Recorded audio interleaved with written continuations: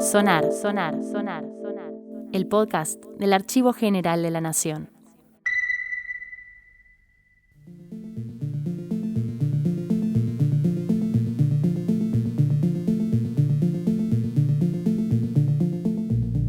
Bienvenidos al tercer episodio de Sonar. Mi nombre es Paula Leira, trabajo en el Departamento de Cine, Audio y Video del Archivo General de la Nación.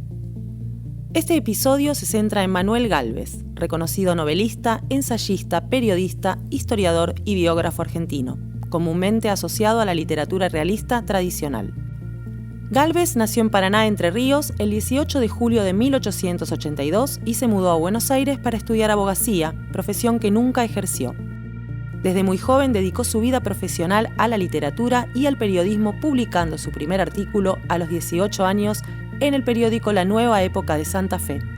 Junto a Ricardo Olivera fundó la revista Ideas y también colaboró en el diario La Nación.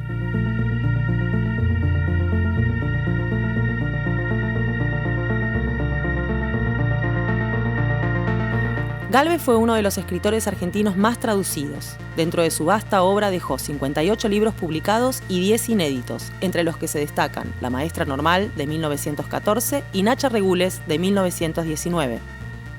Estuvo nominado en 3 ocasiones para el Premio Nobel de Literatura, 1933, 1934 y 1951.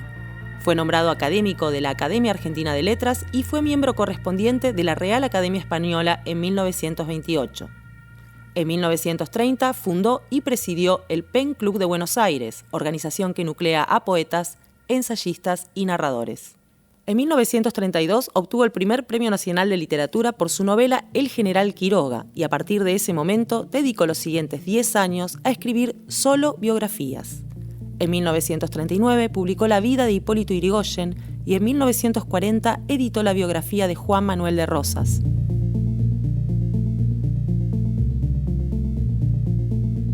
Los audios que vamos a escuchar a continuación son fragmentos de biografías escritas por Gálvez y leídas por él mismo. Ahora voy a leer unas páginas de mi reciente libro Recuerdos de la vida literaria, cuyo segundo tomo se titula En el mundo de los seres ficticios.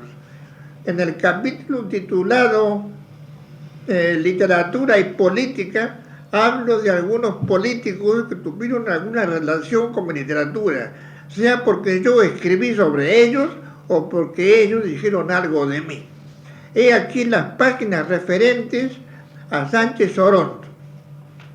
Matías Sánchez Orondo fue el más importante después de Ramón Cáncano entre los últimos políticos conservadores. Si bien como ministro de Uriburu fracasó, tal vez por causas que le eran ajenas, ha sido el primer parlamentario de su tiempo. Nadie como él entre nosotros ha hablado en público con tanta gracia, elegancia y buen gusto. En sus ataques a Yrigoyen fue formidable. A los pobrecitos diputados radicales los hundía con sus mordacidades y réplicas sin respuesta. Llegó con Yrigoyen a ser cruel en aquellos discursos en que pedía el juicio político. Yrigoyen no le contestó, confiando sin duda en que el tiempo le vengaría. 30 años después, el Congreso, por unanimidad, le votó homenajes que solo se otorgan a los próceres. Lo traté bastante en el Club del Progreso en los comienzos del siglo, cuando esa institución era todavía un lugar distinguido. Sánchez Orondo tenía mucha amistad con Juan Pablo Echagüe, acaso por ser ambos de origen sanjuanino, y con Ricardo Olivera. De ahí que conversara con él casi todas las tardes en la pequeña tertulia de la biblioteca del club. También lo encontré por esos años en tal cual ocasión en casas de los Bunges. Era amigo de Roberto y de Octavio. Delfina habla de él en su diario inédito. Lo juzga sin patria e inteligencia y observa su manera penetrante de mirar. Tenía afición por la quiromancia y una vez Notando mi apasionado y visible interés por Delfina, le digo a ella en mi presencia, al examinar su mano, que no se casaría. Esto y el haber leído en mi mano que yo tendría a los 60 años una enfermedad muy grave en la cabeza, me tuvieron la noche entera y aún varias noches sin pegar los ojos. Fue siempre, hasta días antes de su muerte, elegante en el vestir como en el hablar, fisonomía simpática, abierta, era franco, le caracterizaban unos grandes anteojos redondos y una nariz ligeramente ganchuda pero bien proporcionada. Carlos Octavio, cuando de él hablaba, solía decir el médico, ignoro si era un apodo corriente o solo cosa de Octavio. En la década del 30 al 40 dio algunos pasos hacia el nacionalismo, sin llegar, por cierto, a ser nacionalista. No creo que le interesara mucho la justicia social, dogma de nuestra ideología. Tal vez el nacionalismo le gustaba por aquello del culto del orden, pero los nacionalistas, según era de esperar, jamás quisieron ver en Sánchez Orondo a un correligionario. Juzgáronle, acaso con alguna inexactitud, conservador irremediable. No obstante, un político de la oligarquía me preguntó, ya en plena época de Perón, si los nacionalistas estaban acaudillados por Sánchez Orondo. El 7 de septiembre de 1930, día siguiente a la revolución de Uriburu, ya nombrado Sánchez Orondo ministro del Interior, iba yo a la Casa de Gobierno para felicitar al presidente cuando lo vi a 2 pasos. Acerquéme para darle mi enhorabuena y seguimos el mismo camino, aunque separados por un par de metros hasta la entrada del edificio. Él iba con 2 o 3 personas, vestía de chaqué y llevaba en la mano la galera de felpa y los guantes blancos. Pero el soldado de guardia, que no había puesto inconveniente en que yo franqueara el umbral, llevaría tal vez alguna autorización, no quiso dejar pasar al ministro del Interior. Me pareció que la actitud del soldado le tenía algo cohibido a Sánchez Orondo, acaso al ver cómo su popularidad, que debía suponer muy grande, estaba lejos de serlo. Pero le dije al soldado, ¿no conoce al ministro del Interior? El soldado entonces le permitió pasar. He aquí como yo, modesto ciudadano, hice entrar al ministro en la Casa de Gobierno. Y enseguida, al despedirme de él, le dije, si no es por mí, usted no entra. 9 años después, apareció mi vida de Irigoyen.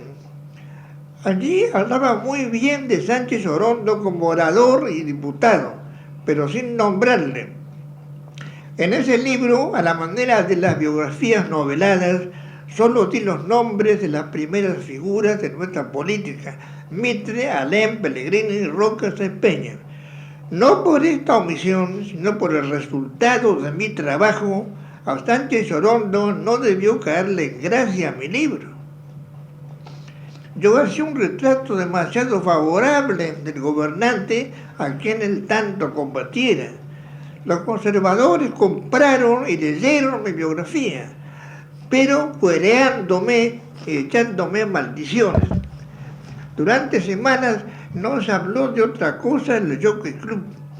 Una de las librerías que vendió un mayor número de ejemplares fue una que estaba enfrente al Jockey. El Jockey era nido de conservadores y radicales anti-irigoyenistas. Yo, que antes iba todas las tardes a la biblioteca, dejé de ir por unos días para evitarme incidentes. Una vez, según me contó alguien que había estado presente, se hablaba de mi libro delante de Sánchez Orondo. Me criticaban que yo no diese al pie de cada página o al final las fuentes. Estos señores ignoraban que eso no se acostumbra en las modernas biografías. Mi libro no es precisamente una biografía novelada, pero en algo se acerca a ese género. Como Morois, Stefan Zweig, Ludwig y otros, no quise poner notas. En muchísimos casos indico la fuente en el texto, pero no en las ocasiones en que por falta de documentos debí recurrir a la información oral. Bien, aquella vez se me juzgaba poco menos que como un improvisador sin escrúpulos. Creían en su ignorancia de la vida de Irigoyen que yo había inventado hechos y palabras. Uno de los presentes, como resumiendo los juicios de los demás, dijo de mí: debe hablar de oídas. Y entonces Sánchez Orondo, aludiendo a mis pésimas aptitudes auditivas, contestó mientras con un vasto movimiento del brazo derecho aumentaba la eficacia de sus palabras. ¿De oídas? Imposible, absolutamente imposible.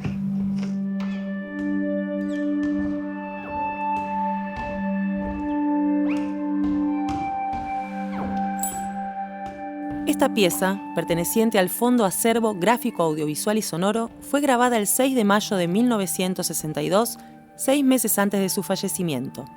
El audio corresponde al primer lado de la cinta abierta número 200, pista 1, 2 y 3.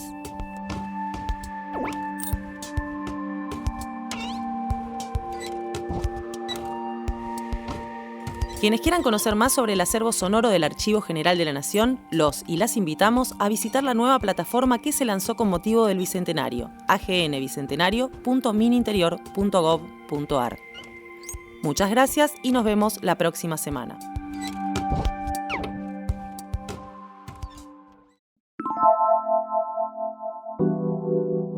Sonar. El podcast del Archivo General de la Nación.